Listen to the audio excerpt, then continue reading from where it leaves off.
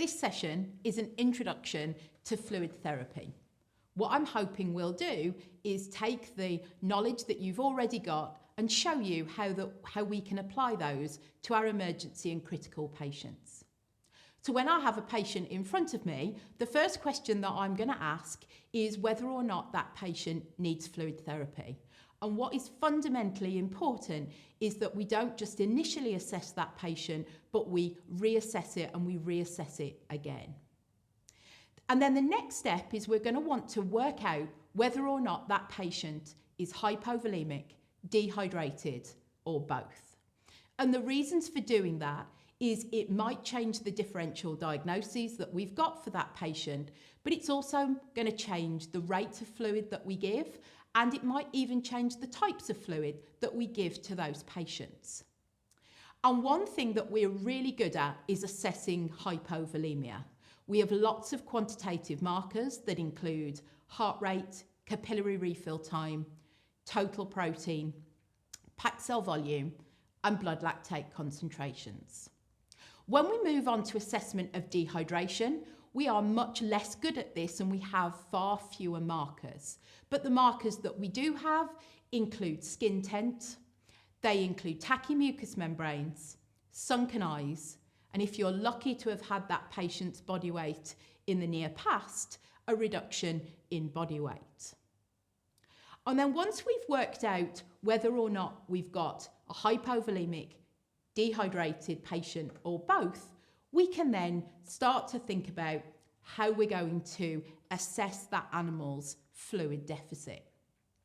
And in simple terms, fluid deficit is your estimated fluid deficit as a decimal, and you multiply that by body weight. And that will give you the amount of isotonic fluid that that patient is missing in litres. And one really big mistake people make in practice is they don't do this calculation, and that often results in people underestimating how much fluid that patient requires. So what sort of patients do we see in practice that are hypovolemic? Well, many of our acutely ill patients we'll see.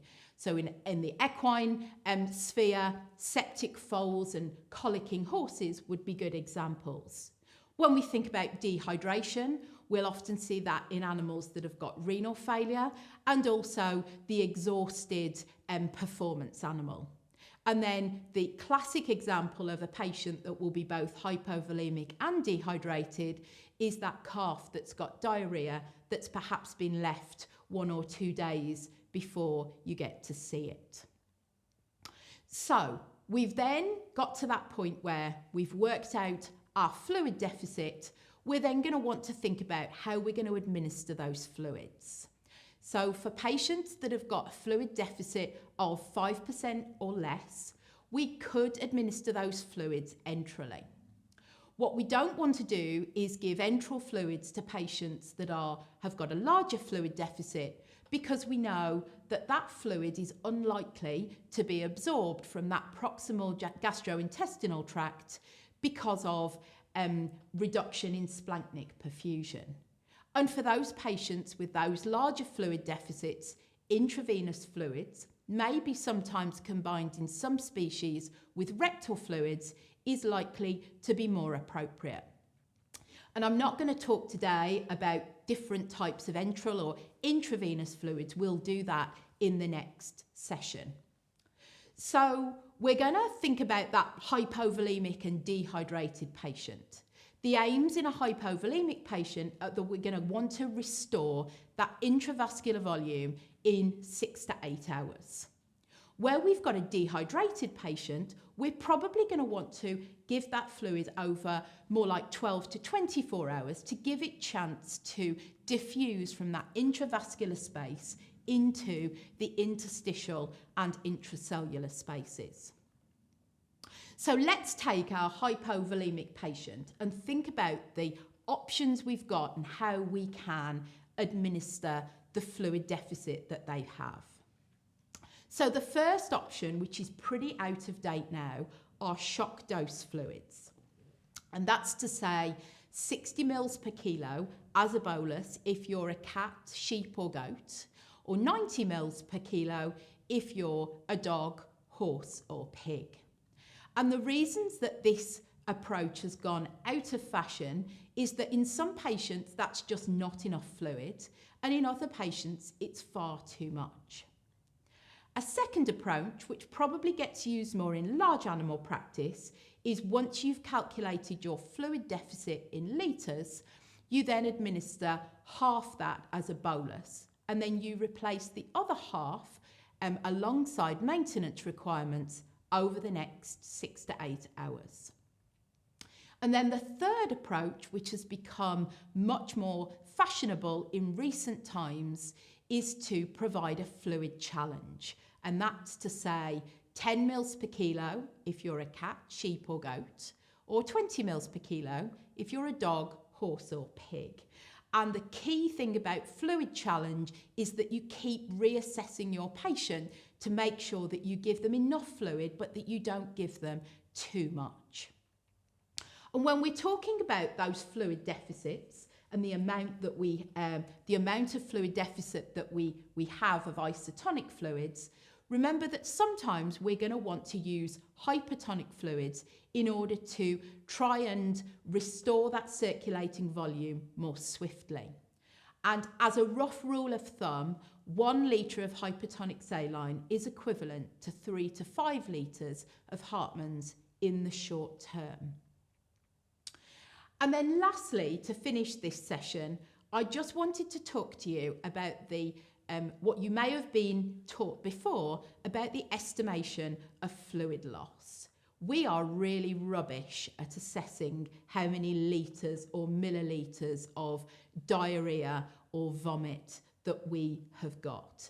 And so what's become much more important is, rather than trying to guess that number, is to assess and reassess your patient. And that might mean that that animal will need another fluid bolus, or we might need to create a whole new fluid plan. So to finish, I thought we would just talk through a case of a horse with colic. We know that the horse needs surgery, and our aim is to try and stabilise that horse and improve its intravascular volume prior to induction of anaesthesia. The horse has got a heart rate of 80, it's got a capillary refill time of 3 seconds, and it's got a blood lactate of 6 millimoles per litre. So we estimate that it has a fluid deficit of around 10%.